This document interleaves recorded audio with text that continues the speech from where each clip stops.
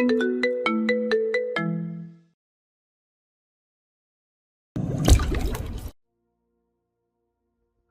তোমাদের ছুটি। আজ আমরা বাবা ছেলে সবার জন্য নাস্তা বানাবো। তানশান রান্নাবান্নায় মোটেও আগ্রহ পায় না, কিন্তু সকাল সকাল বাবা নিয়ে এসেছে এখানে, বলল সব শিখতে হয়। রূপকথা হতাশার নিঃশ্বাস ফেলে তাদের হাতে রান্নাঘর সঁপে দিয়ে চেয়ারে বসে রইল। জবা আর রোজ এসে আনন্দ পেল বাবা ছেলেকে রুটি গোল বানাতে দিয়ে যুদ্ধ করতে দেখে। রোজ ফরমাইশ দিয়ে বলল, ভাইজান, তোমার রোবটের বাচ্চাকে বলো আমায় দুটো পরোটা বানিয়ে দিতে। তপবন গম্ভীর গলায় বোনকে শাসায়। রোজ, ডন ব্রাদার, মাই সান। তোমার ছেলে একটা রোবট ভাইজান। তানশান ক্রুদ্ধ দৃষ্টিতে তাকায় রোজের দিকে। রোজ জিভ বের করে তাকে ব্যঙ্গ করে। ইদানিং দুজনের পায়ে পায়ে ঝগড়া বাঁধে। বরাবরের মধ্যে তপবন সবকিছু খুব দক্ষতার সাথে সামলায়। বাবা ছেলে সবার আবদার পূরণ করলো যথাযথভাবে। নাস্তা শেষ করে তপবন বাবার সাথে দ্রুত বাজারে গেল। আজ জমি জমা সংক্রান্ত আলোচনা শিকদার বাড়িতেই বসবে, কয়েকজন মানুষ বাড়িতে খাবে। এলাহি বাজার করা হয় সকাল সকাল। রূপকথা, জবা আর মাজেদা চাচি মিলে রান্নার জন্য সব কুটে বেছে নিচ্ছিল। বিশাল বিশাল মাছ এনেছে, তন্মধ্যে একটা ডিমওয়ালা রুই মাছ। দেখতে নির্জনা বেগম নাক সিটকালো। এগুলো কি এনেছে তোমার শ্বশুর? এই মাছে কোনো স্বাদ আছে? ডিমওয়ালা মাছ একদম স্বাদ লাগে না। ওই মাছ আর ডিম সব চিত্রার মাকে ডেকে দিয়ে দাও মাজেদা। চিত্রার মা পাশের বস্তিতে থাকে, প্রয়োজনে তাদের কাজে সাহায্য করে। নির্জনা বেগমের বেশ সহানুভূতি কাজ করে তার প্রতি। অন্যদিকে ডিমওয়ালা মাছ দেখে খুশিতে আত্মহারা হয়ে যাওয়া রূপকথার মুখশ্রী সরব কালো হয়ে গেল শাশুড়ির কথায়। তবুও কিছু বলতে পারল না সে। মাথা নেড়ে মাছগুলো আলাদা করে রাখলো। তানশান আর রোজের মাঝে ইদানিং তুমুল ঝগড়া বাজছে, তাও কিছুক্ষণ পরপর। এটা মূলত রোজের চিচ্চিরে মেজাজের কারণে, নয়তো তানশানের মতো শান্ত ছেলের সাথে ঝগড়া তার বাঁধে না। রূপকথা সিঁড়ি বেয়ে উপরে উঠতে তানশান আর রোজে চিৎকার ভেসে আসলো। গম্ভীর ছেলে, সব সময় আমার বাপ সাজতে আসবে না। নিজে তো মারলেও একটু হাসো না, আর আমাকেও হাসি খুশি দেখতে পারো না। রোজের ক্ষিপ্ত কণ্ঠ। তানশান রাগে নাক ফুলায় ক্ষিপ্ত কণ্ঠে বলে, তুমি বুড়ি একটা মেয়ে হয়ে যদি অবুঝের মতো কাজ করো, তবে আমায় বাপ সাজতে হবে না? কি করছো ওগুলো আমার বারান্দায়? আমার জন্য জঙ্গল বানিয়ে রেখেছো। আমি ফ্রেশ বারান্দা পছন্দ করি, তুমি জানো না? বাড়িতে বারান্দার অভাব রয়েছে, সেখানে যাও। রোজ পাল্টা চেঁচিয়ে বলে, বাড়ির সব বারান্দাতেই গাছ রয়েছে, শুধু তোমার বারান্দাতেই গাছ নেই বদমেজাজি গুমড়ো মুখো একঘেয়ে ছেলে। আমি লাগাবো ওই বারান্দায় গাছ। রোজের জেদি কণ্ঠে তানশান ক্ষিপ্ত স্বরে বাবাকে ডাকতে লাগলো। পাপা, ও পাপা। তপবন নিচের সোফায় বসা ছিল।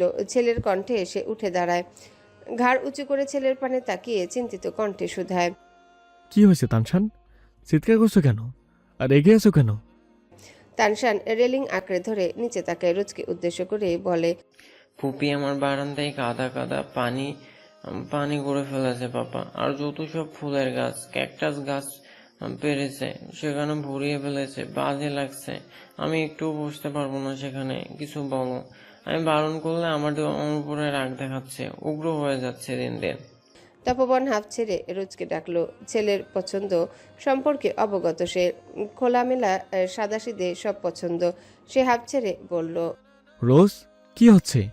ওর বারান্দায় কি করো তুমি? এর মধ্যে রোজ হই হই করে উঠল। ভাইজান, তোমার এই যান্ত্রিক ছেলেকে মোটেও সাপোর্ট করবে না। ধীরে ধীরে যন্ত্রে পরিণত হচ্ছে। রোবট একটা। গাছ পছন্দ করে না এমন মানুষ পাওয়া যায়? গাছ না থাকলে তোমার ছেলে বাঁচতো? আমি বলেছি আমি গাছ পছন্দ করি না। আমি বলেছি আমার রুমের ঝাড়টান পছন্দ করি না। তানশানের ক্ষিপ্ত কণ্ঠ। রূপকথা হতাশ হয়ে তানশানকে টানতে লাগলো। তানশান মেজাজ দেখিয়ে বলল, আমি বলেছি আমার রুমে আমি বলেছি আমি গাছ পছন্দ করি না। আমি বলেছি আমার রুমে ঝঞ্ঝাটটা পছন্দ করি না। আরে মিমি ছাড়ুন, দেখছেন কি উগ্র হয়েছে আজকাল। সব কথা এমন রাগ দেখায়। দাদুকে বলবো বিয়ে দিতে, একদম ঠিক কাজ হবে। জামাইয়ের পেটান খেলে তুমি একদম ঠিক হয়ে যাবে। রাগ চটা মেয়ে। তানশান শেষের কথা চেঁচিয়ে বলল রোজের উদ্দেশ্যে। রোজ রাগে হিসিয়ে বলে, এটা আমার বাবার ঘর বৎসরে। নিজের ইচ্ছা ব্যতীত কেউ আমায় এই ঘর থেকে বের করতে পারবে না। এটা আমার বাবার ঘর। তানশান চেঁচিয়ে বলল। তপবন আর তকদির শিকদার ঠিক শুনল দুজনার কলহ। তপবন ডানে বামে মাথা নাড়ে।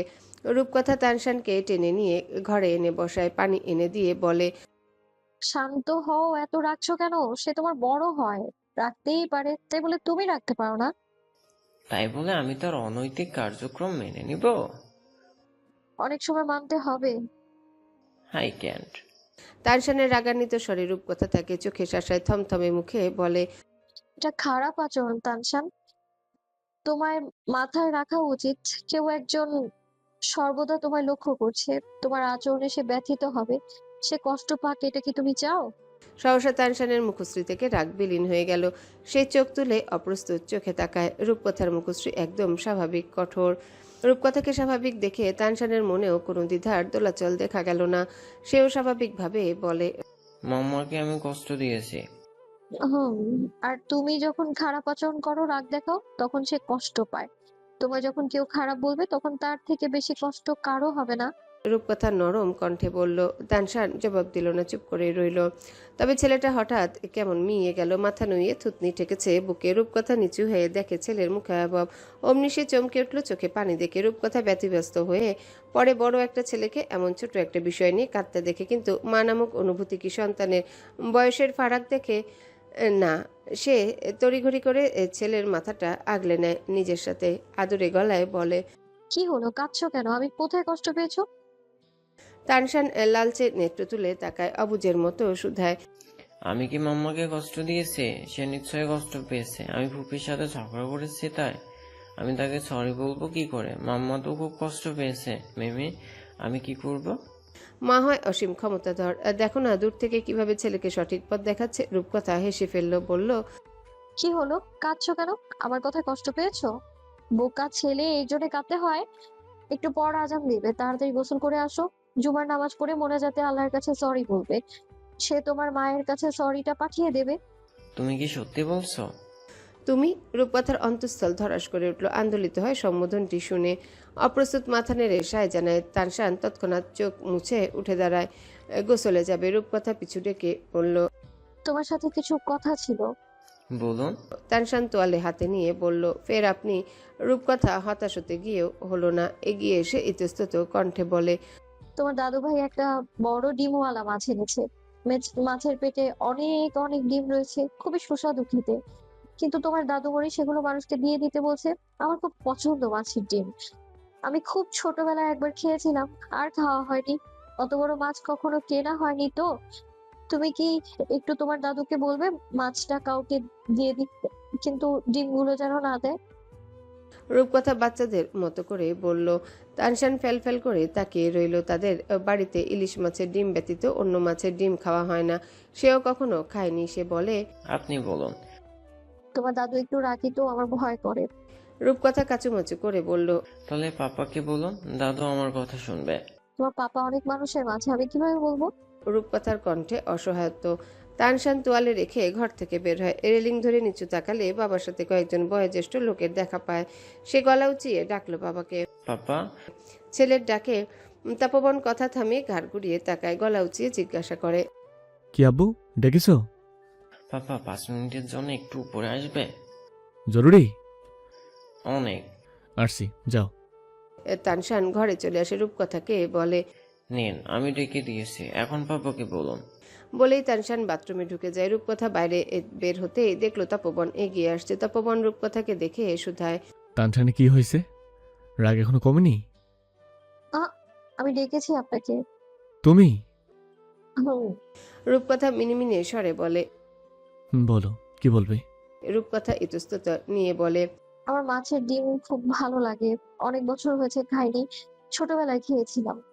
এতটুকু বলে থামে। তাপবনের মুখশ্রী কৌতূহলী। কথার আগামাথা যে সে বোঝেনি তা স্পষ্ট। রূপকথা আবারও বলে, বলছিলাম যে আব্বু একটা ডিমওয়ালা মাছ এনেছে। আম্মা সেটা দেখে রাগারাগি করেছে, একজনকে দিয়ে দিতে বলেছে। আপনি যদি একটু আম্মাকে বলতেন মাছটা দিয়ে দিই, কিন্তু ডিমগুলো না দিতে। তাপবন কিয়ৎকাল তাকিয়ে রইল, অতঃপর মিহিসরে বলে, তুমি গিয়ে মাছের ডিম রান্না করো, বাকিটা আমি দেখে নেব। রূপকথার মুখে হাসি ফুটে উঠল। রূপকথা তখন পুরো দুস্তুর। দুপুরের রান্নায় মনোযোগী হয়। তন্মধ্যে তাকে খানিক অবাক করে দিয়ে নির্জনা বেগম রান্নাঘরে ঢুকলেন। রূপকথা শাশুড়িকে দেখতেই তড়িৎ গতিতে মাথায় কাপড় টানলো। শাশুড়ি তো পারতে সই রান্নাঘরে ঢোকে না। সে ব্যতিব্যস্ত কণ্ঠে শুধায়, কিছু লাগবে আম্মা? নির্জনা বেগম শান্ত দৃষ্টি ফেলল। রূপকথা আর কথা উপেক্ষা করে নরম কণ্ঠে শুধায়। তোমার কলেজ থাকে না? জি থাকে আম্মা। রূপকথা আঁচলে হাত মুছে বলল। তো যাও না। শাশুড়ির অস্বাভাবিক অনাকাঙ্ক্ষিত কথায় অপ্রস্তুত হয়ে পড়ল রূপকথা। ইতস্তত কণ্ঠে বলে। জি না মানে ঘরে তো অনেক কাজ থাকে, কলেজে গেলে এগুলো। তার কথার মাঝে নির্জনা বেগম ব্যগ্র কণ্ঠে বললেন। তুমি কলেজে যেতে পারো, রান্না আমি করে নেব। অভাবনীয় কথায় রূপকথা অস্ফুট স্বরে বলে ওঠে। হ্যাঁ নির্জনা বেগম তার হাত থেকে খুন্তিটা নিতে নিতে বললেন। তোমার কলেজে যেতে পারো, ঘরে কাজের কথা চিন্তা করতে হবে না। রূপকথা হতভম্ব। শাশুড়ির মাঝে পুরনো সেই চোখের আর কথার তেজ যেন অচিরেই হারিয়ে গিয়েছে। সে হতভম্ব ভাব সামলে কিয়ৎকাল বাদ পড়ল। আমায় দিন আম্মা, আপনার পায়ে ব্যথা, আমার কলেজে পড়া, আপনার ছেলে ঘরে বসেই পড়ায়, যাওয়ার প্রয়োজন নেই। বেশি কথা বাড়িও না, আমার শরীর এখন বেশ ভালো, আমি রান্না করে নিতে পারবো। আর জবা মাজেদা তো আছে, চিন্তা করো না। রূপকথা বিস্ময় আঁকড়ে পাশে দাঁড়িয়ে রইল। নির্জনা বেগম তরকারি দেখতে দেখতে শুধায়। তপবনের সাথে তোমার সম্পর্ক কেমন যাচ্ছে? রূপকথা দ্বিধাদ্রস্ত কণ্ঠে বলে। জি ভালো। স্বাভাবিক? ফের শাশুড়ির প্রশ্নে রূপকথা ইতস্তত কণ্ঠে বলল। জি আম্মা। দাম্পত্য জীবনে কারোর প্রতি কোনো অভিযোগ নেই? না আম্মা। তপবন কি চায় তুমি পড়াশোনা করে চাকরি করো? হুম। নির্জনা বেগম উষ্ণ নিঃশ্বাস ফেলে বললেন।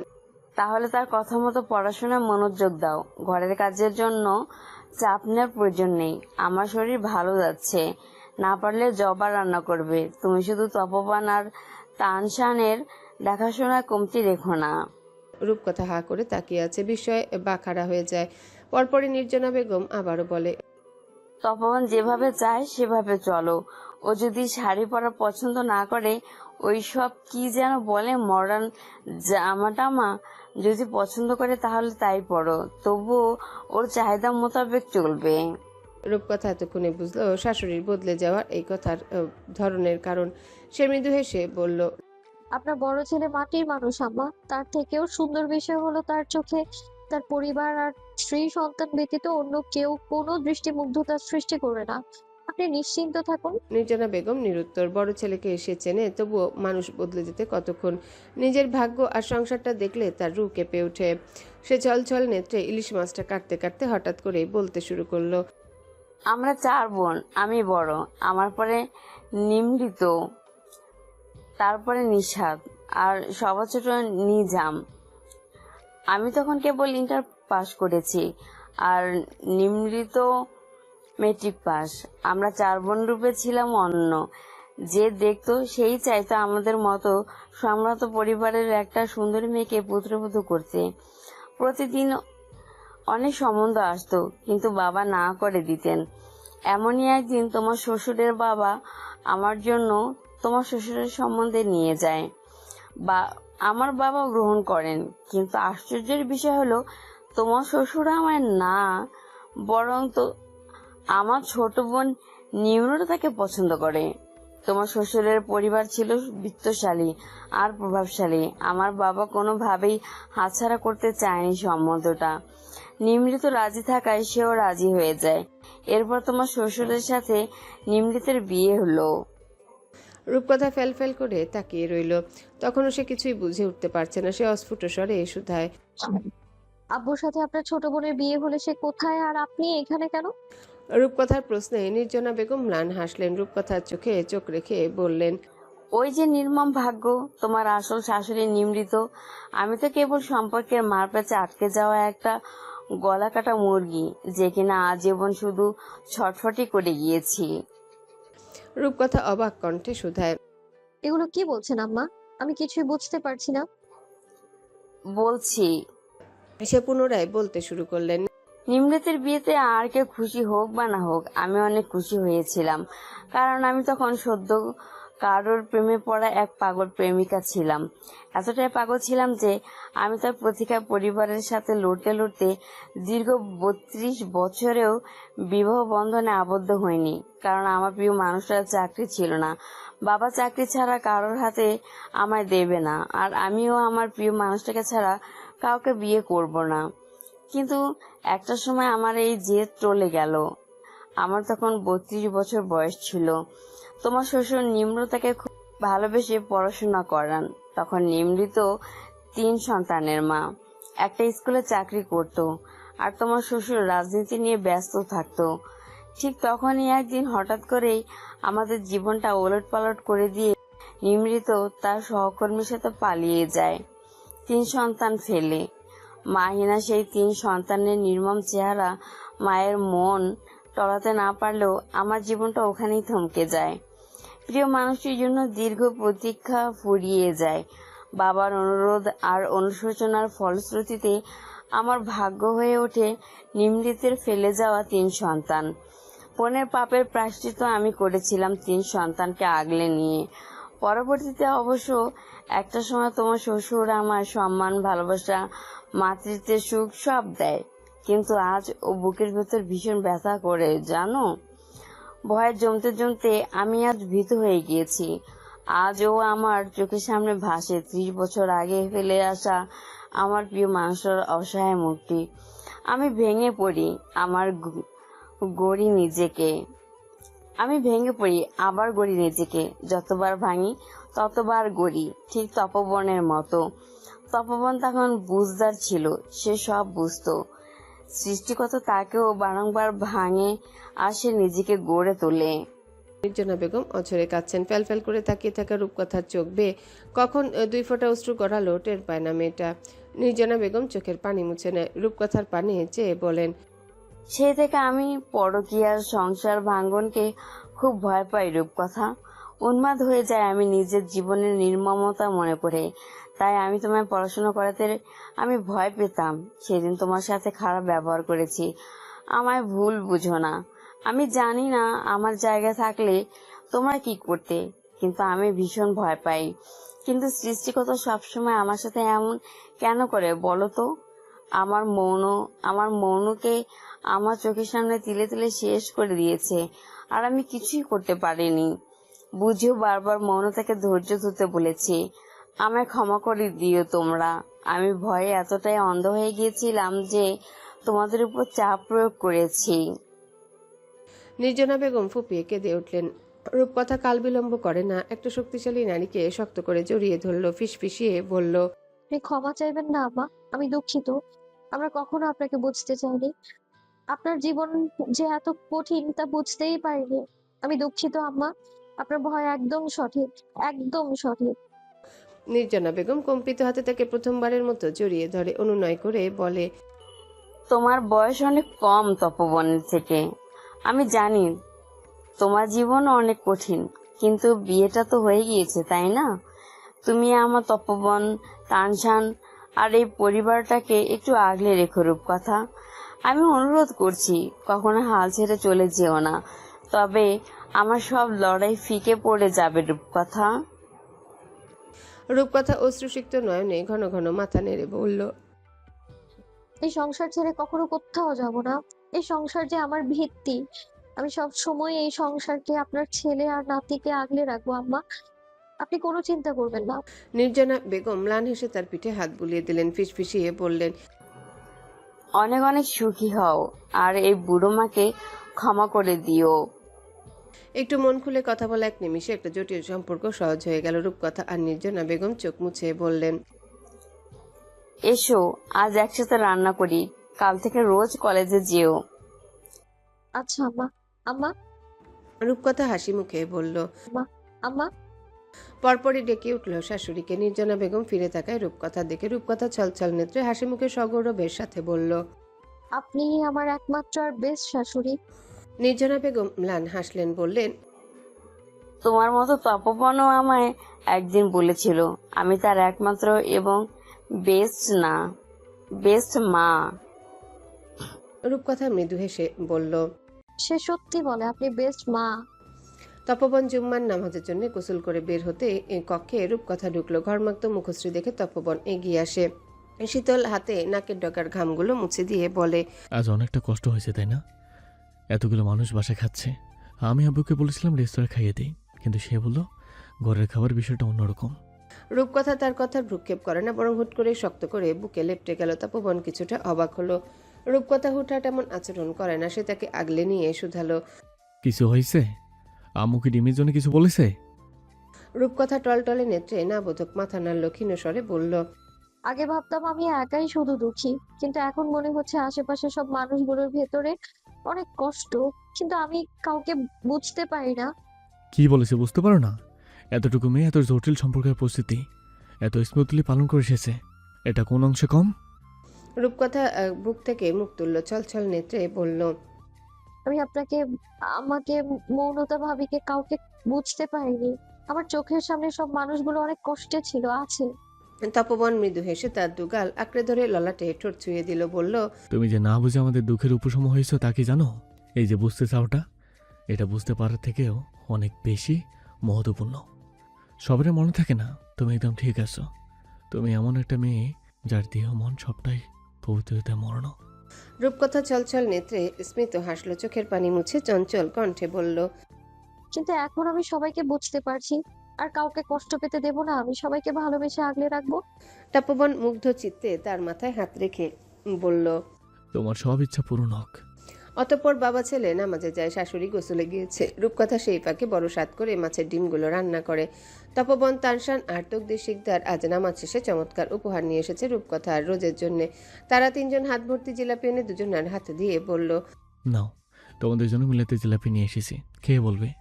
যার জন্য দোয়া করে এসেছি তার জন্য আল্লাহ কবুল করে। রূপকথা বিমুগ্ধ হয়ে নিজের পরিবারটাকে দেখে, এতটুকুতে সে বেজায় খুশি। মেহমানদের খাওয়া শেষ হতে যখন পরিবারের সবাই খেতে বসলো, তখন বাঁধল বিপত্তি। নির্জনা বেগম নাক সিটকাতে শুরু করলেন। মাছের ডিম টেবিলে দেখে সে রেগে গিয়ে বলল। জবা, মাজেদা, তোমাদের কি মতিভ্রষ্ট হয়েছে? মাছের ডিম কেন রেঁধেছো? কে খায় আমাদের ঘরে এগুলো? জীবনে দেখেছো এগুলো আমরা কেউ মুখে তুলেছি? তার কথা শেষ হতে না হতেই সরব, তপবনার তানশান গম্ভীর গলায় একই সাথে বলে উঠল। দাদু মনে আমি রান্না করতে বলেছি, আমি খাবো। তপবনও তৎক্ষণাৎ বলে উঠল। আম্মা, আমি রান্না করতে বলেছি। বাবা ছেলে দুজনে একই সাথে বলে দুজনই থমকালো। তানশান তপবন একে অপরের দিকে অপ্রস্তুত চোখে তাকায়। অতঃপর দুজনই হেসে ফেলল। তপবনের হাসি প্রগাঢ় হয়ে ছেলের চাপা হাসি দেখে স্নেহের সাথে বাম হাতটা আপনা আপনি ছেলের মাথায় চলে গেল। ছেলের মাথায় হাত বুলিয়ে দিতে দিতে মায়ের দিকে তাকায়, মৃদু হেসে বলল। মাছের ডিম খেতে অনেক মজা আম্মা। এখন থেকে মাছ না খেলেও মাছের ডিম খাবো। রূপকথা আমার আর তানশানের পেটে দাও। বিড়ালের মতো চুপটি করে বসে থাকা রূপকথা হঠাৎ মুক্ত নিঃশ্বাস ফেলল, বাবা ছেলের দিকে তাকিয়ে। প্রফুল্ল হেসে তাদের পাতে মাছের ডিম দিলে তানশান বাবার দিকে তাকিয়ে নাক কুচকালো।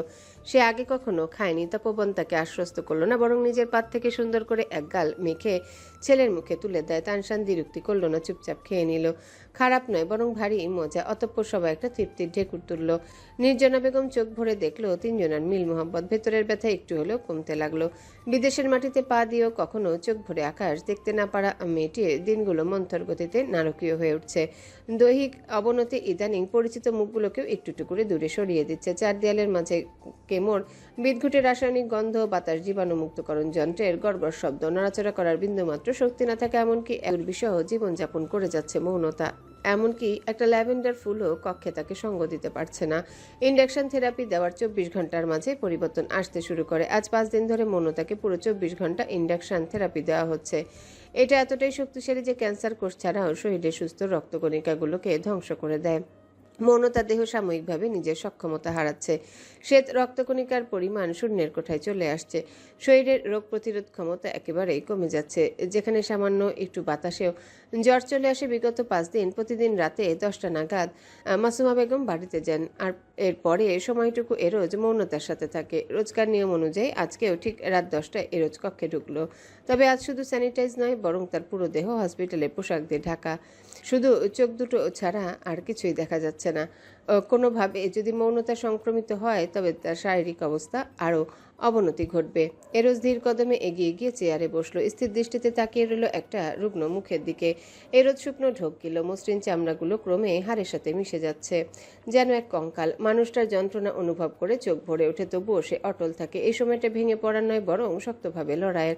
অক্সিজেন মাস্কের সাহায্যে শ্বাস প্রশ্বাস নিতে থাকা মৌনতা নিভু নিভু চোখে তাকিয়ে দেখে। এরোজের ধূসর চোখ দুটো ব্যতীত আর কিছুই দেখা যাচ্ছে না। এরোজ এক দৃষ্টিতে তাকিয়ে থাকে। কিছুক্ষণ পর রোজকার মতো বলে, ভাই। মৌনতা দুর্বল হেসে কিছু ইশারা করলো। এরোজ ইশারাটা বুঝলো, হাত বাড়িয়ে মাস্কটা খুলে দিল। মৌনতা ব্যথাতুর নিঃশ্বাস ফেললো। এরোজ ফের শুধালো। How are you? তবে আজ আর রোজকার মতো উত্তর পেল না। শরীর আর পরিস্থিতি সে ক্ষমতাটুকু কেড়ে নিয়েছে। অথচ এরোজ তৃষ্ণার্ত ছিল রোজকার সেই সামান্য কথোপকথনের জন্য। মৌনতা ম্লান মুখে মৃদু হেসে ফিসফিস করে কিছু বলল, কিন্তু এরোজ তা শুনতে পেল না। মৌনতা গলার স্বর বাড়ানোর চেষ্টা করলো, কিন্তু শরীর সেই শক্তি যোগান দিতে পারল না। বিগত কিছুদিন ঔষধে তীব্র প্রভাবে সে কিছুই খেতে পারছে না। মানুষটা কথা বলতে চায়। এরোজ নিজের মুখ এগিয়ে নিল, মিহিস্বরে বলল। এখন বলুন, আমি সব শুনছি। মৌনতা ফিসফিসিয়ে বলল।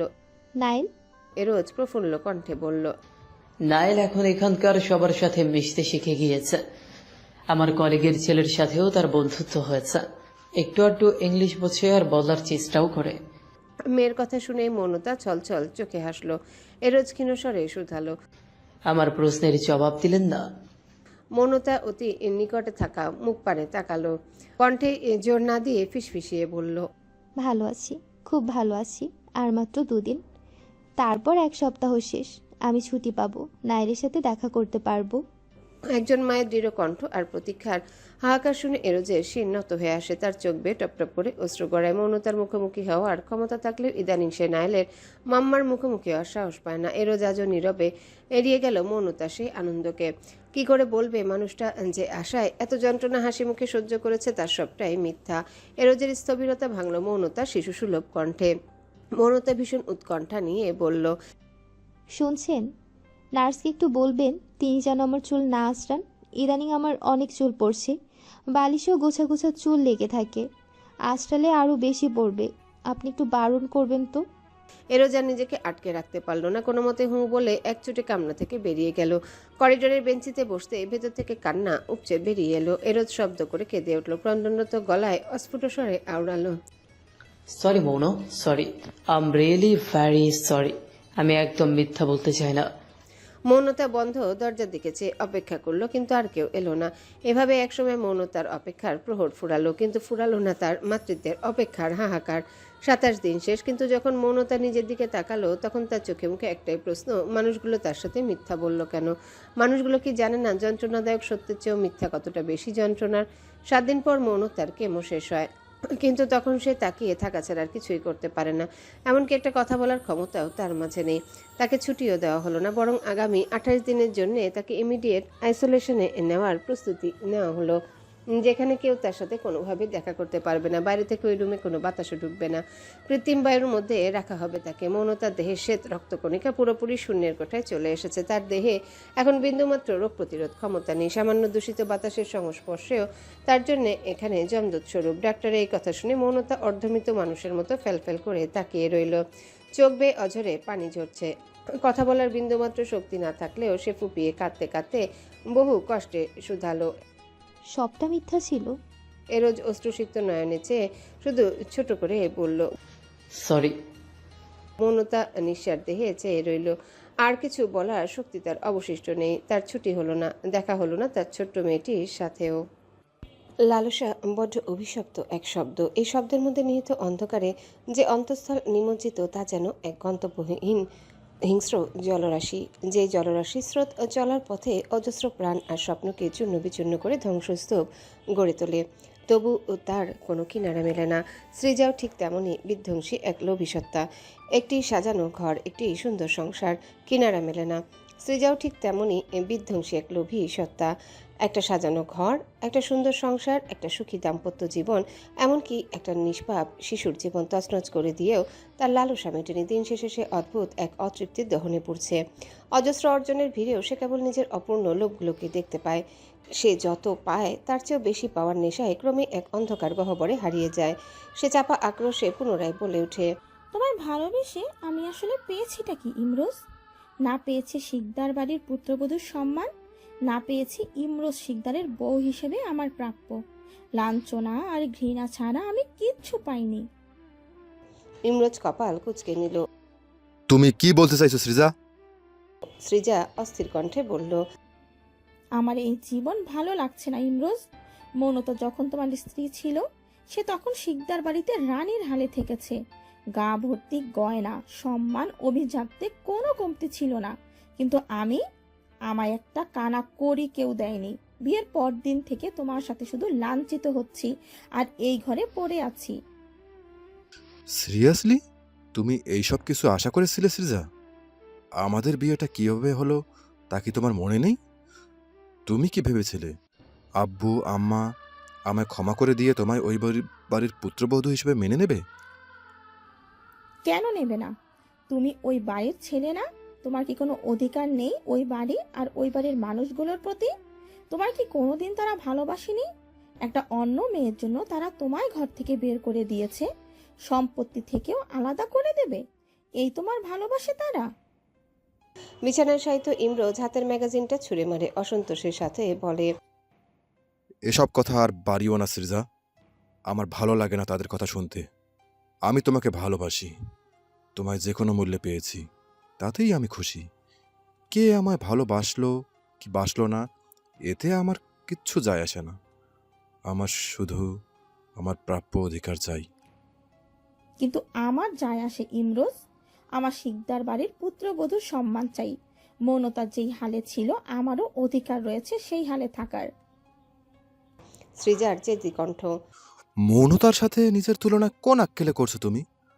আমাদের সম্পর্কটা কি অস্বাভাবিকভাবে হয়েছে? যেখানে আম্মার মত না থাকে সেই সম্পর্ককে কোনোদিন আব্বু মেনে নেবে না। আব্বু আম্মা বেঁচে থাকতে এই আশা কখনো করো না। সৃজা রেগে মেগে সোফায় ধপ করে বসে পড়ে, রাগান্বিত স্বরে বলে, আমার এই ঘরে ঝিমিয়ে বসে থাকার জীবন ভালো লাগছে না ইমরোজ। আমি অফিসে যাব, কাজ করব, ঘুরবো ফিরবো, জীবন উপভোগ করব। ইমরোজ ফোঁস করে নিঃশ্বাস ফেলে বলল, আমায় অন্তত সুস্থ হওয়ার সময়টুকু দাও। এরপর অফিসেও যেতে পারবে, সব করতে পারবে। ওদের থেকে কোনো আশা রেখো না, আমি তোমার জন্য যথেষ্ট। সৃজা অশ্রুসিক্ত নয়নে চেয়ে কোথায় যথেষ্ট? মৌনতা যেমন গা ভর্তি গয়না পরে রানীর মতো ঘুরতো, তা কি আমার আছে? আমি কোন দিক থেকে ওর চেয়ে কম? তবে আমি কেন অবহেলিত হব? সারাক্ষণ মৌনতা মৌনতা করো কেন? আমি কি তোমায় কম দিয়েছি? বিয়েতেই তো কত বড় ডায়মন্ডের নেকলেস দিলাম। আমার ওই একটাই নেকলেস আছে, আর নেই ইমরোজ। এর আগেও তো কতবার সোনার জুয়েলারি দিয়েছি। কতগুলো ডায়মন্ডের আংটি আছে তোমার। সৃজা দাঁতে দাঁত চেপে বলল। মৌনতার কাছে ওগুলো কিছুই না ইমরোজ। ফের মৌনতা। ইমরোজ ত্যক্ত নিঃশ্বাস ফেলে বলল, আচ্ছা, এখন কি চাও সেটা বলো। সন্ধ্যায় মার্কেটে যাব, তখন যা ইচ্ছা তাই কিনো। তবুও প্লিজ নিজেকে মৌনতার সাথে তুলনা করো না। সৃজার চোখ মুখ চকচক করে উঠল। আমার মৌনতার মতো অমন অনেক গয়না চাই, যা পরলে আমায় রানীর মতো লাগবে। সৃজার কথায় ইমরোজ খানিক চিন্তিত। দেখা গেল আয়ের উৎস একদম বন্ধ। জমানো টাকা যদি এখন দেদার্সে খরচ করে তবে ঝামেলায় পড়তে হতে পারে, কিন্তু পরক্ষণেই বাবার বিশাল পরিধির সম্পদ ভেসে উঠল চোখের সামনে। ওগুলো পেলে তার আর কিছু ফিরে তাকাতে হবে না। সে রাজি হয়ে গেল, মৃদু হেসে বলল, যত চাও তত গহনা কিনবে, কিন্তু চোখ মুখ থেকে এই হতাশা দূর করতে হবে। ইমরোজ শিকদারের স্ত্রী তুমি, তোমায় রানী বানিয়ে রাখার জন্য তোমার স্বামী যথেষ্ট। সৃজার হতাশায় নিমজ্জিত মুখশ্রীতে হাসি ফুটে উঠল, তবুও তার রাগ পুরোপুরি গলল না। সে বিরক্তি মিশ্রিত কণ্ঠে বলল, রাজপ্রাসাদ ছাড়া রানী? How funny! কে বলল রাজপ্রসাদ নেই? সম্পত্তির ভাগ বাটোয়ারা হোক, এরপর রাজ্য আর নিজের রাজত্ব আমি একাই করব, আর সেখানকার রানী হবে তুমি। তুমি সত্যি বলছো ইমরোজ? একদম। আগে সম্পত্তি হাতে পাই, আমি নিজেই অমন একটা বাড়ি করব, আর নিজের অফিসও দাঁড় করাবো। কারোর আন্ডারে আর থাকবো না। খুশিতে আত্মহারা সৃজা এবার সোফা ছেড়ে ছুটে এসে ইমরোজের বুকে শুয়ে পড়ল। হাস্যোজ্জ্বল কণ্ঠে বলল, থ্যাংক ইউ জান। ইমরোজ মেয়েটির ওষ্ঠদয়ে আলতো চুম্বন করে বলে, তোমাকে ধন্যবাদ এত কিছুর পরেও আমায় এভাবে ভালোবাসার জন্য। সবটা একটু গুছিয়ে উঠলে আমরা নায়েলকে আনার ব্যবস্থা করব।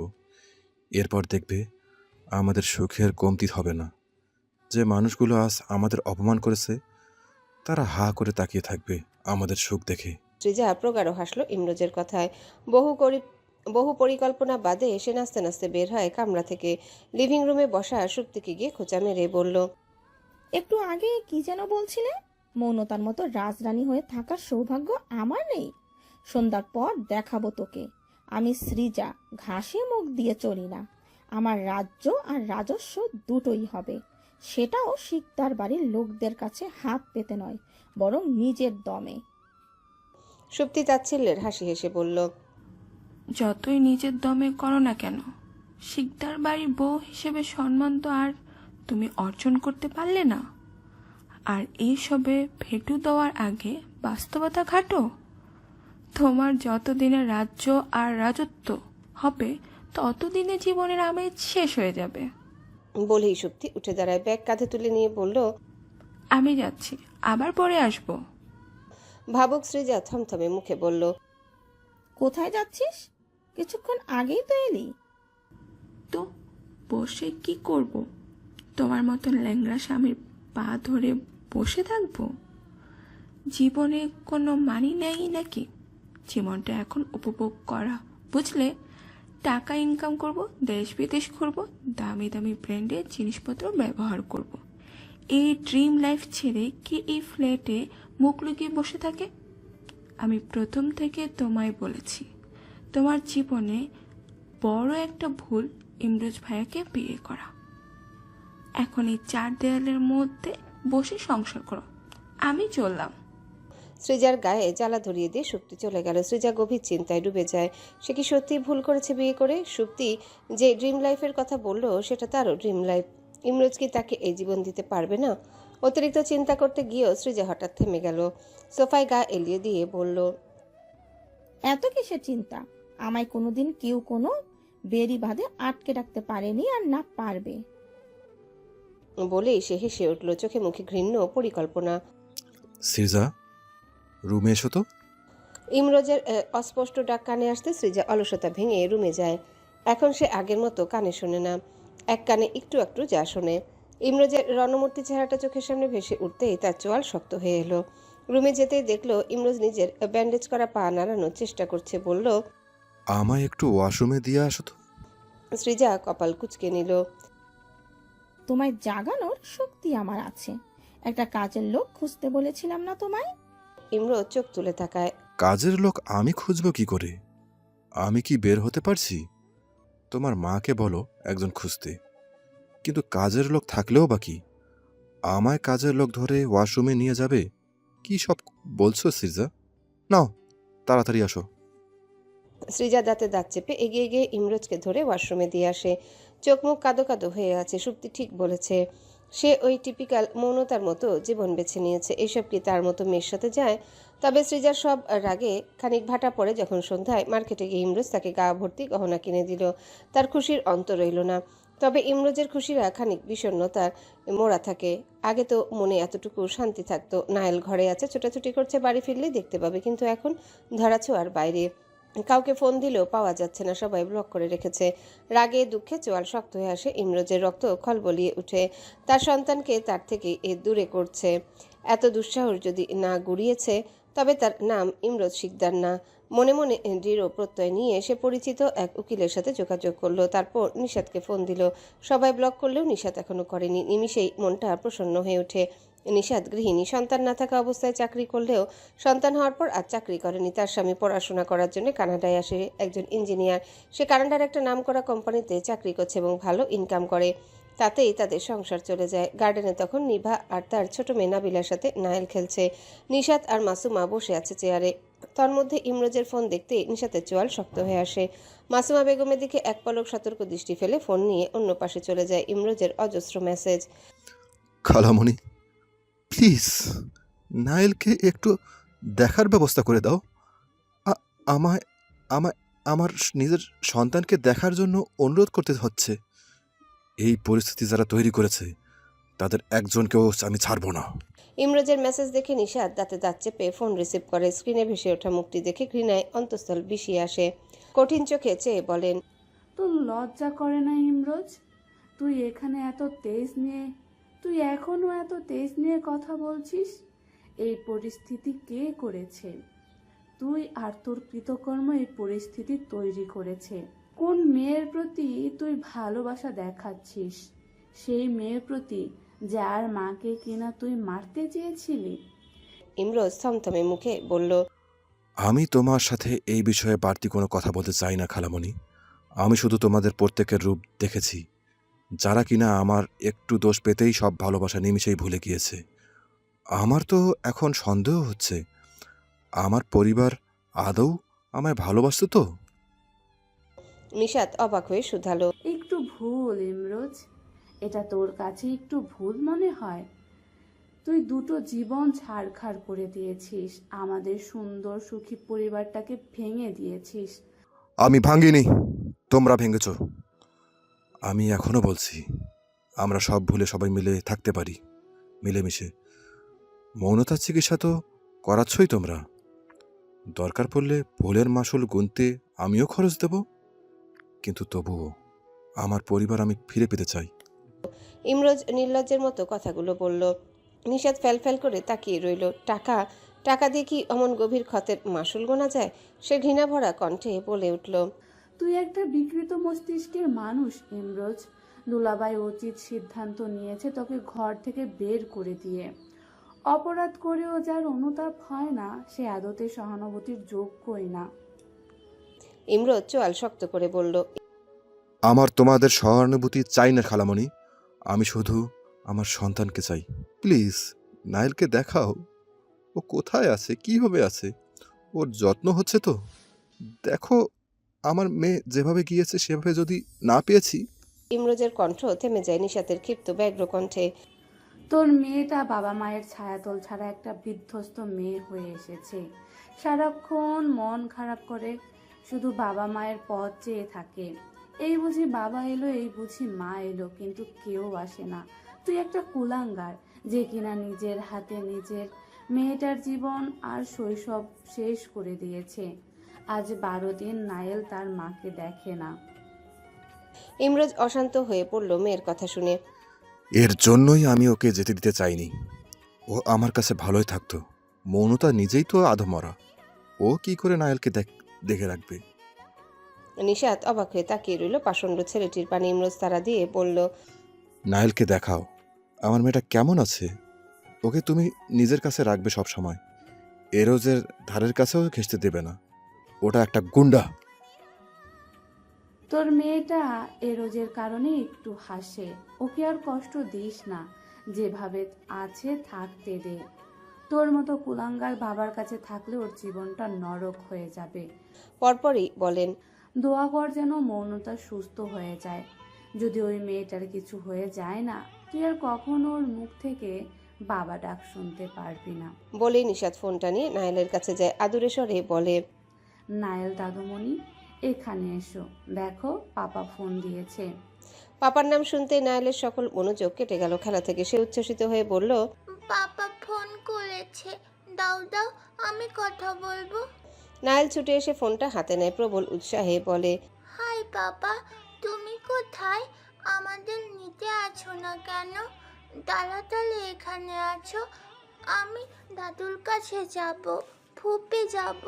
মাম্মা অসুস্থ, সারাদিন হাসপাতালে থাকে, আমার ভালো লাগে না। কথায় আছে দূরত্বে গুরুত্ব বাড়ে। ইমরোজের চোখ ছলছল করে উঠল। এতদিন বাদে মেয়েকে দেখে তার কণ্ঠ শুনে সে আদুরে গলায় বলল, আমি তো জানি আমার নায়েলের মন খারাপ হচ্ছে পাপাকে ছাড়া। পাপা শীঘ্রই তোমায় নিয়ে আসবে মা। বাবার আদুরে কণ্ঠে নায়েল প্রাণোচ্ছল হেসে বলল, আমি বসে আছি তোমার জন্য, তাড়াতাড়ি এসো। জানো, এখানে আমার জলটা বন্ধ হয়েছে, কিন্তু তারা সারাদিন শুধু হাই হ্যালো করে, তাদের কথা আমি বুঝি না কিছু। আমার নায়েলের খুব কষ্ট হচ্ছে তাই না? পাপা দ্রুত তোমায় আমার কাছে আনার ব্যবস্থা করব মা, তারপর আর কোনো কষ্ট থাকবে না। নিশাত মলিন হাসলো ইমরোজের কথায়। ইমরোজ চোখ ভরে দেখে মেয়েকে। আলতো হাত বাড়িয়ে ছুঁয়ে দেয় ফোনের স্ক্রিন। একটু ছোঁয়ার জন্য বুকটা কেমন করছে। সে মেয়ের সাথে অনেকক্ষণ কথা বলল। মাসুমা শুধু শুনল ইমরোজের বিদঘুটে কণ্ঠ। অভিযোগ ঘৃণায় বুকটা খামচে ওঠে। ওই মানুষটা তার মেয়েটাকে নিঃশেষ করে দিয়েছে। আশ্চর্যজনকভাবে রূপকথার জটিল জীবনটা ধীরে ধীরে সহজ হয়ে আসছে। নির্জনা বেগম এখন আর আগের মতো তার উপর খবরদারি করেন না। পড়াশোনার ক্ষেত্রেও নেই কোনো কড়া নিষেধাজ্ঞা। রোজ কলেজে যেতে বলে। খুব বেশি প্রয়োজন না হলে রূপকথার কাঁধে সংসারের ভারও চাপিয়ে দেন না তিনি। এমনকি এখন তিনি গৃহকর্মীর হাতের রান্নাও খাচ্ছেন, যদিও রূপকথা জানে এটা তার স্রেফ বাধ্য হওয়া, মন থেকে নয়। তাই নির্জনা বেগমের পুরনো অভ্যাস আর রুচির কথা মাথায় রেখে সে নিজের সর্বোচ্চ চেষ্টাটুকু করে যাতে খুব ঠেকায় না পড়লে তাকে কাজের লোকের হাতের খাবার খেতে না হয়। বই খাতার টেবিল গুছিয়ে নিতে নিতে রূপকথার দৃষ্টি আটকায় সাফেদ পৃষ্ঠার ঠিক শেষাংশের লেখাটুকুতে। রূপকথা খাতাটা হাতে নিতেই মুখে হাসি ফুটে উঠল। এতটুকু বুঝলো তার ছেলেটা তার থেকেও বুদ্ধিমান। সে মৃদু হেসে আবারও খাতাটা জায়গায় রেখে দেয়। সন্তান যেমন বাবা মায়ের কথা চিন্তা করে নিজেকে পথভ্রষ্ট হওয়া থেকে আটকাতে পারে, তেমন বাবা মাও সন্তানের চাওয়াকে যে কোনো মূল্যে পূরণ করতে পারে। অন্তঃস্থলে একটা দৃঢ় প্রত্যয় নিয়ে রূপকথা টেবিল গুছিয়ে ল্যাম্প নিভিয়ে দেয়। তানশান হাত মুখ ধুয়ে ওয়াশরুম থেকে বের হয়ে ধপ করে বিছানায় শুয়ে পড়ল। সারাদিন পর এই রাত 12টাতেই তার ছুটি মেলে একটু বিশ্রামের। যদিও এতে তার কোনো কষ্ট হয় না, সেই ছোট থেকে এই অভ্যাস গড়ে তুলেছে বাবা। চুলের গোছায় কেউ হাত গলিয়ে দিতেই তানশান চোখ খুলে তাকায়। রূপকথা হাত বুলাতে বুলাতে শুধায়, অনেক ক্লান্ত লাগছে? It's okay. তানশান ছোট্ট করে বলল। রূপকথা বিছানা ঘেঁষে ওয়ার্ম লাইটের পাশে মেঝে ঘেঁষে বসে বলে, তুমি কি কখনো ভেবে দেখেছো তোমার মাথা থেকে সব চুল পড়ে গেলে তোমায় কেমন দেখাবে? তানশান নাবোধক মাথা নাড়ল। তবে ভাবো, তোমার কাছে 30 সেকেন্ড সময় আছে। তানশান চোখ বন্ধ করে ভাবলো। ভাবতেই তার চোখ মুখ বিকৃত হয়ে গেল। সে বিকৃত কণ্ঠে বলল, বাজে দেখতে লাগছে, ইয়া আল্লাহ। তানশানের অভিব্যক্তিতে রূপকথা চমৎকার হেসে বলল, তুমি যে এই মাসেও তেল দাও না, এতে তোমার এই পরিণতি হতে খুব বেশি দেরি হবে না। তানশান কপাল কুঁচকে বলল, না, এমন কেন হবে? তোমার চুলের খাবার তেল, তুমি তো তাই দাও না। এসো তেল দিয়ে দিই, নয়তো তোমায় টাকলু তানশান ডাকবে সবাই মানুষ। তানশান বিকৃত কণ্ঠে বলল, মিমি, এগুলো বলবেন না প্লিজ। আমি না হয় বলবো না, কিন্তু যখন দেখবে তোমার চুল পড়ে যাচ্ছে তখন আমায় দোষ দিও না। ভাবো তো, রাস্তাঘাটে তোমায় মানুষ দেখলে হাসছে। তানশান চিন্তিত হয়। রূপকথা মৃদু হেসে তেলের বোতল থেকে তেল নিয়ে দ্রুত তার মাথায় দিতে লাগলো। এমনই সময় রেগে গেলেও আজ তানশান কিছু বলল না, চুপচাপ তেল দিল। জমি জমার মাপামাপি শেষে তপবনের বাড়ি ফিরতে রাত 12টা বেজে গেল। ছেলের ঘরে উকি দিতেই দেখলো মনোরম এক দৃশ্য। মা ছেলে বিছানার কোল ঘেঁষে খুশুর ফুসুর করছে। বিছানায় থুতনি ঠেকিয়ে রূপকথা মনোযোগ সহকারে ছেলের দেখানো দিক নির্দেশনা বুঝছে। তানশান হাতের সুডোকুটা মিনিটের মাঝে মিলিয়ে দেখিয়ে বলল, এখন বুঝেবে। রূপকথা মলিন মুখে না বোধক মাথা নাড়ল। তানশান ডানে বামে মাথা নাড়ল। অন্তত 20 বার দেখিয়েছে এটার কালার কি করে মেলাতে হয়। সে তবুও ধৈর্য না হারিয়ে মিলিয়ে দেখালো আর বুঝিয়ে দিল এভাবে এভাবে মেলাতে হবে। সে এবার রূপকথাকে সুডোকুটা দিয়ে বলল, নিন, আপনি ট্রাই করুন, আমি বলে দিচ্ছি। রূপকথা ট্রাই করলো। তানশান বলে দেওয়ায় সে বহু কষ্টে মেলাতে পারল। তানশান এবার বলল, এখন নিন, ট্রাই করুন। কিন্তু দুর্ভাগ্যবশত এবার আর পারল না রূপকথা। তানশান কপাল চাপড়ে বলল, আমার বোকামা, মাথা খাটান। রান্নাঘরে তো খুব চটর পটর করেন, অথচ এতটুকু আপনার মাথায় ঢুকছে না। তপবন মৃদু হাসলো ছেলের কথায়। রূপকথা হতাশার নিঃশ্বাস ফেলে বলল, আবার দেখো। তানশান আবারও দেখালো, কিন্তু এবারও রূপকথা পারল না। তপবন দুইজনের ব্যর্থ প্রচেষ্টায় বিঘ্ন ঘটিয়ে বলে ওঠে, কি করছো তোমরা? মা ছেলে নিজেদের মনোযোগী দুনিয়া থেকে বেরিয়ে আসে। তপবনকে দেখে তানশান চমৎকার হেসে বলল, সুডুকু মেলানো শেখাচ্ছি মিমিকে, কিন্তু পারছে না। আচ্ছা শেখাও। পাপা কাপড় বদলে আসছে। রূপকথা পিছু ডেকে শুধালো, খেয়েছেন? আমি কি ভাত বাড়বো? তপবন পা থামিয়ে বলল, খেয়ে এসেছি। রূপকথা আশ্বস্ত হয়, ফের মনোযোগী হয় ছেলের দিকে। তানশান এবার লিখে লিখে বোঝালো, কিন্তু মাথা মোটা রূপকথা তবুও পারল না। তানশান এবার হতাশ হয়ে গেল। তপবন কক্ষে ঢুকে ছেলের হতাশা ভরা মুখ দেখে বলল, কি হলো? এত হতাশ কেন চোখে মুখে? মিমি কালার মেলাতে পারছে না পাপা। কেন পারবে না? আমরা আছি না, শিখেই ছাড়বো। এবার তপবন তাকে শেখাতে লাগলো। রূপকথা ঝিমাতে ঝিমাতে শিখতে লাগলো। দীর্ঘ 15 মিনিট বোঝানোর পর যখন রূপকথাকে মেলাতে দিল সুডুকু, তখনও রূপকথা পারল না। তানশান এবার অন্য বুদ্ধি বের করলো। সে হড়বড়িয়ে বলল, চেষ্টা করুন মিমি। এটা যদি আপনি আজ রাতের মধ্যে মেলাতে পারেন তবে আমি আপনাকে উপহার দেব। রূপকথা কপাল কুঁচকে বলল, আগেরবারের মতো চিটিং করবে না তো? তানশান তৎক্ষণাৎ অ্যাডামস অ্যাপেল চেপে ধরে বলল, কি দেবে? আপনি যা চান তাই দেব। শাড়ি দিও। তানশান চোখ বড় বড় করে বলল, এত রাতে ডাকাতি করতে নেমেছেন? দেবে কি দেবে না বলো তো, না হলে এটা মিলাচ্ছি না। তানশান প্যাচ বোঝে না, সহজ সরল মানুষ, তাই মেনে যায়। বলল, আচ্ছা দেব। রূপকথা এতক্ষণ যত মনোযোগ ছিল তা বেড়ে 3 গুণ হয়ে গেল। তপবন ডানে বামে মাথা নেড়ে বলল, তবে কথায় কথায় এই উপহার চাওয়ার সূচনা আপনিই করেছেন আব্বু, তাই না? তানশান আর চোখে তাকায় বাবার দিকে। তপবন ফের বলল, আপনার মিমি কথায় কথায় এখন উপহার চাই আব্বু। ম্যাথ করতে দিলে উপহার, রিডিং পড়তে দিলে উপহার, পরীক্ষা নিলে উপহার চাই তার। আর এই অভ্যাস আপনিই গড়েছেন। রূপকথা কপাল কুঁচকে তাকালো কিপটে লোকটার দিকে। মাত্র 3 দিন এইগুলো করে সে উপহার নিয়েছে, অথচ তাতেই নাকি তার অভ্যাস হয়ে গিয়েছে। সে থমথমে মুখে ছেলেকে বলল, তোমার বাবা এত কিপটে আর তুমি এত উদার মনের হলে কি করে তানশান? তপবন ভ্রু কুঁচকে নিল, অবাক কণ্ঠে শুধালো, আমি কিপটে? তা নয়তো কি?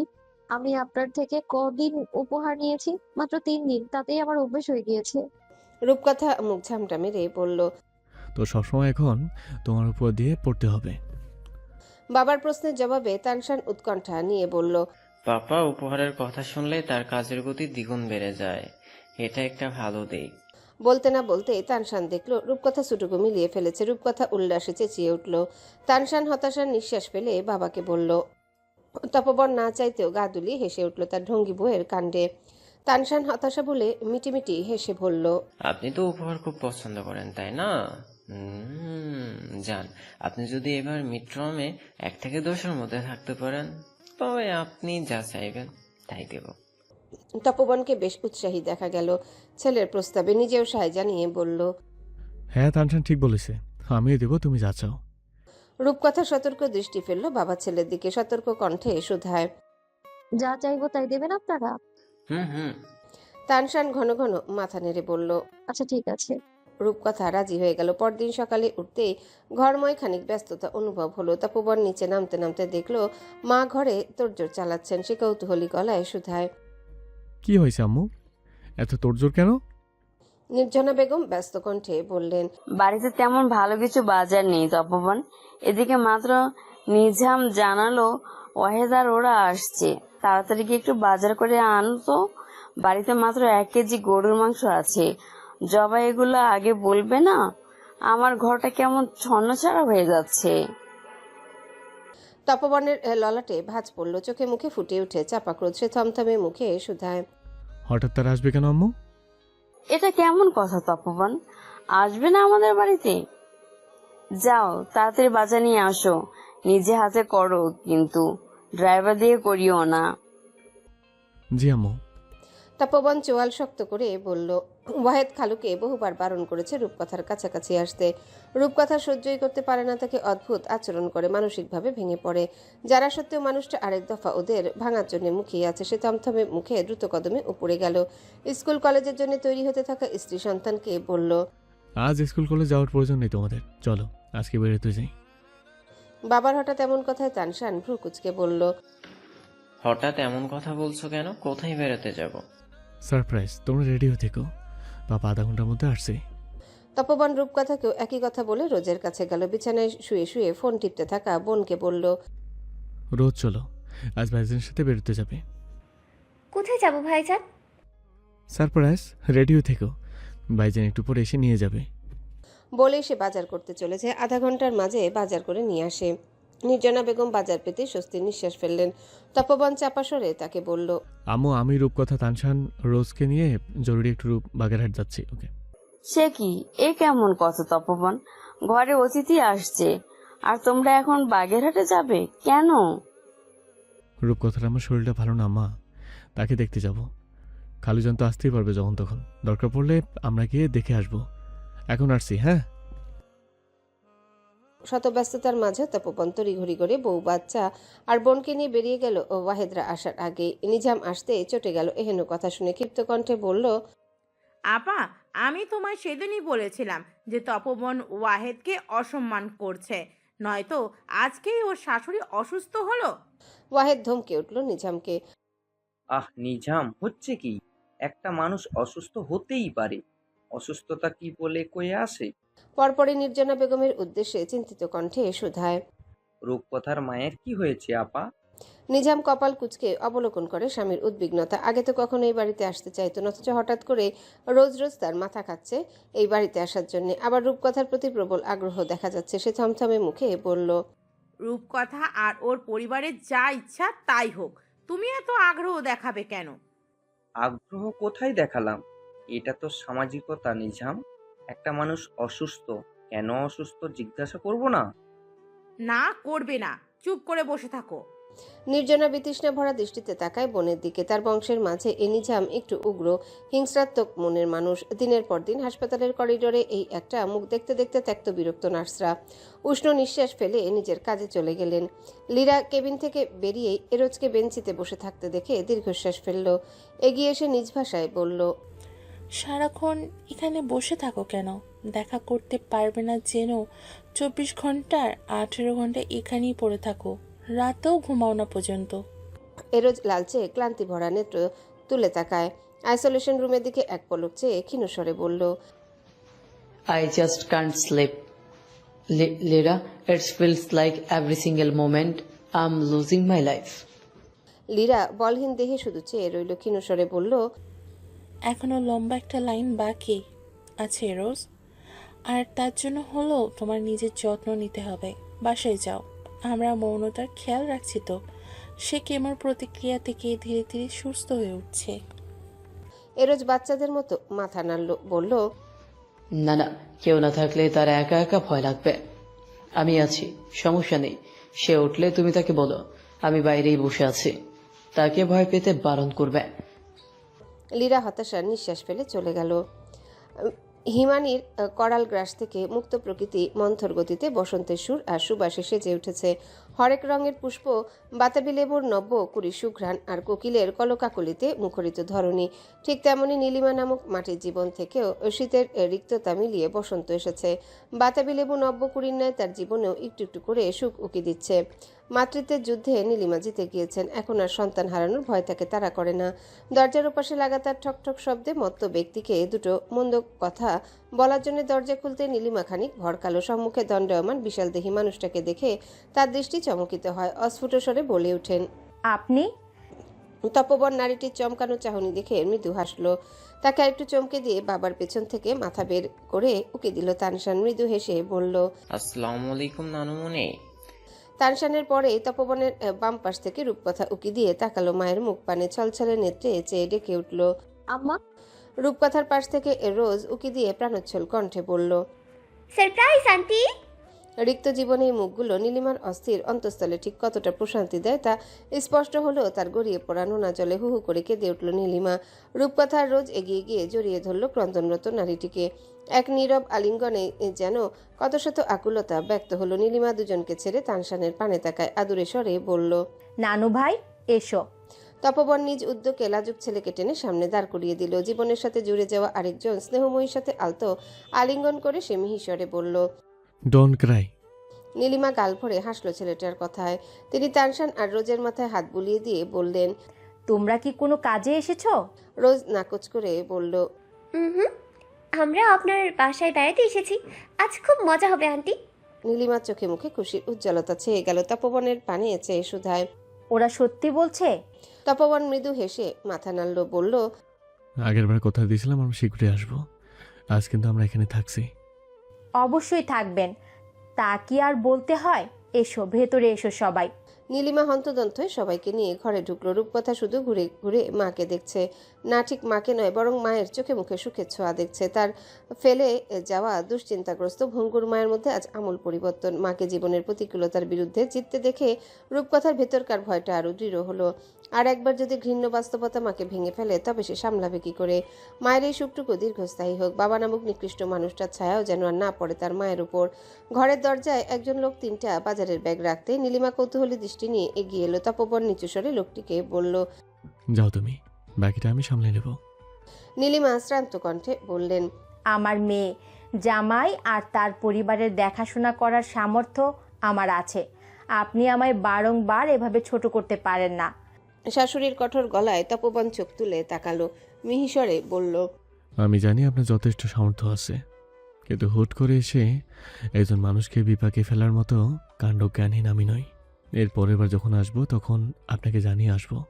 তখন আপনি যত ইচ্ছা আপ্যায়ন করবেন, আমার কোনো আপত্তি নেই। আপনি আপাতত এতটুকু গ্রহণ করুন। বলেই তপবন ব্যাগগুলো ভেতরে রাখলো।